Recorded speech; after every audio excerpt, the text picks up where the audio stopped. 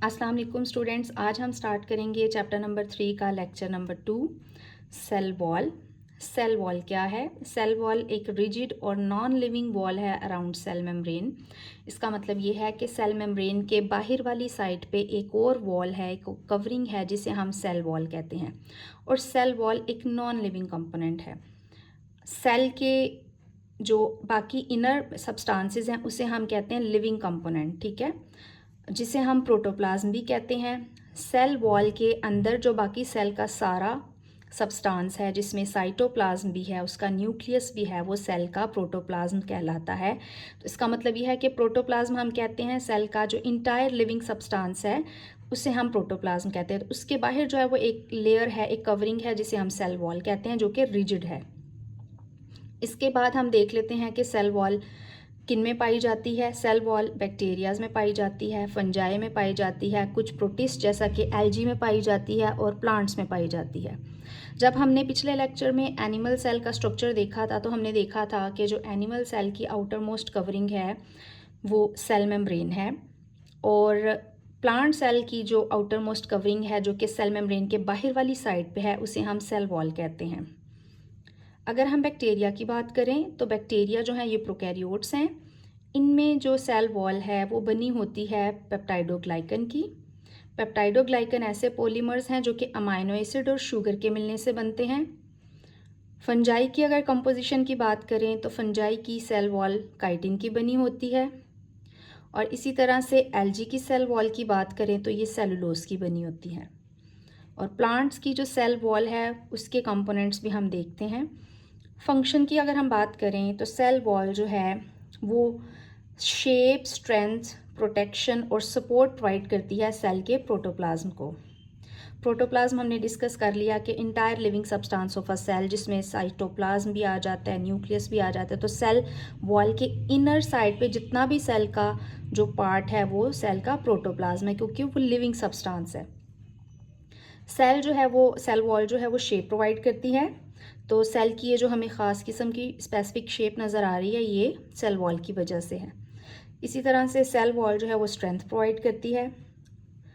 इसी तरह से सेल वॉल जो है वो प्रोटेक्शन भी प्रोवाइड करती है पैथोजेंस के अटैक से। और इसी तरह से सेल वॉल जो है वो सपोर्ट भी प्रोवाइड करती है।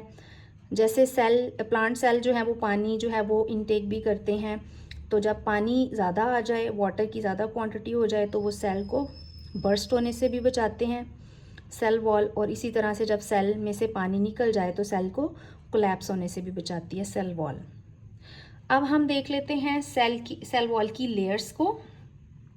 सेल वॉल की 3 लेयर्स आपकी बुक में बताई गई हैं, primary cell wall, secondary cell wall और मिडल लैमेला।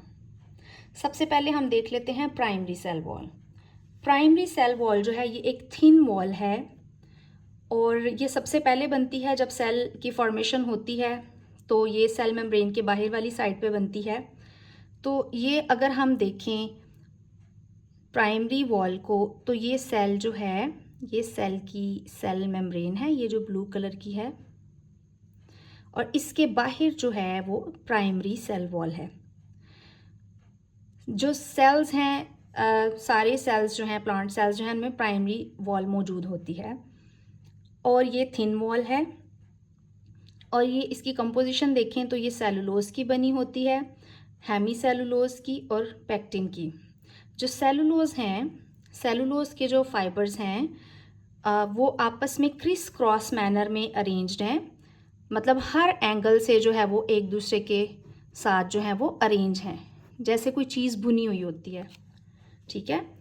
तो इनकी इस अरेंजमेंट की वजह से जो है वो सेल वॉल एक रिजिड वॉल है, प्राइमरी वॉल एक रिजिड वॉल है। उसके बाद हम देखते हैं सेकेंडरी सेल वॉल।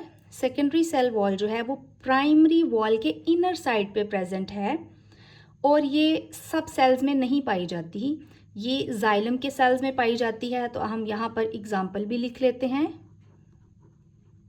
कि ये जाइलम के सेल्स में पाई जाती है, जबकि प्राइमरी वॉल सब सेल्स में पाई जाती है। सेकेंडरी वॉल जो कि जाइलम के फॉर एग्जांपल जाइलम के सेल्स में पाई जाती है, ये प्राइमरी वॉल को यहाँ पे ग्रीन कलर का ड्रॉ किया गया है।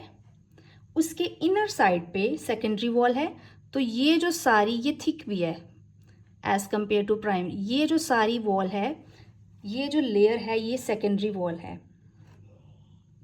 इसी तरह से सेकेंडरी वॉल जो है उसकी कंपोजिशन अगर हम देखें तो ये सेलुलोज की बनी हुई है और लिग्निन की बनी हुई है। और नेक्स्ट हम देखते हैं मिडल लैमिला।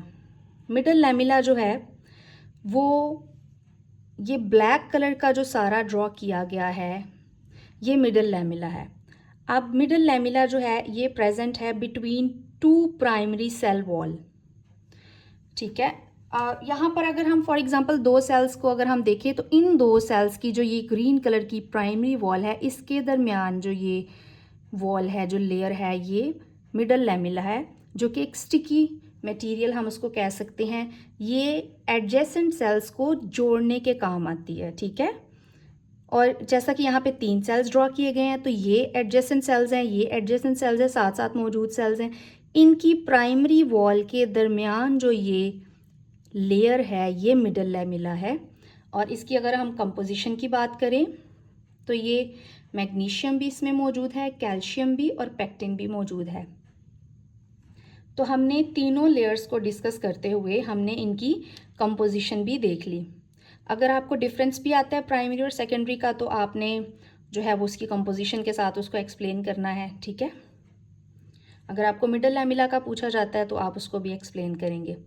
अब हम देखते हैं कि ये प्राइमरी वॉल के इनर साइड पे सेकेंडरी वॉल, और सेकेंडरी वॉल के इनर साइड पे ये जो है ये सेल मेम्ब्रेन है, ठीक है। ये सेल मेम्ब्रेन है और ये हमें वैक्यूल नज़र आ रहा है, न्यूक्लियस है, प्लास्टिड है, बाकी ऑर्गेनेलिस जो हैं वो साइटोप्लाज्म में मौजूद हैं, ठीक है। तो अगर हम बात करते हैं कि चूंकि सेकेंडरी वॉल सब सेल्स में मौजूद नहीं होती, तो अगर हम बात करते हैं कि प्राइमरी वॉल मौजूद है, तो हम उसकी जो प्रेजेंस देखते हैं कि वो प्रेजेंट कहाँ पे है, वो सेल मेम्ब्रेन के बाहर वाली साइड पे प्रेजेंट है, तो ये उसकी लोकेशन है। अब हम बात कर लेते हैं आपकी बुक में मौजूद एक साइड बॉक्स की, प्लाज्मोडेस्माटा।